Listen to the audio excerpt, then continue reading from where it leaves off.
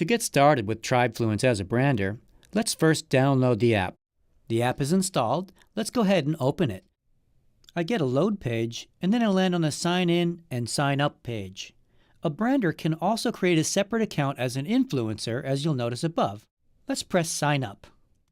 Of course, here we check brander because we're a brander, and now we're going to enter our information and create an account. I'll speed this up so you don't have to watch the whole process. Then we press Sign Up. We get a confirmation message, press OK, and we end up on our landing page.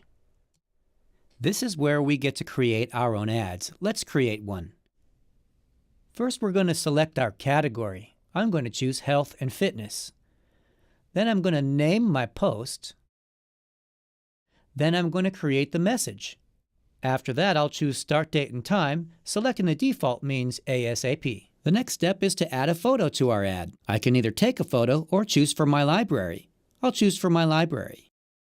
I press Make Payment, and I go to a page with 7 options, each with different amounts of followers for different amounts of money. I'm going to choose the bronze today. I can either pay with a credit card or PayPal.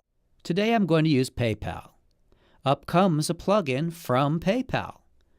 I'll go ahead with the process and enter my valid PayPal email and password. All the connections are made automatically.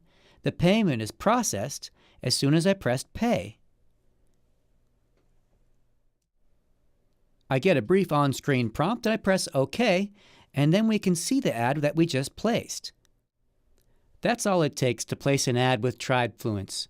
It's now time to watch those influencers spread my message.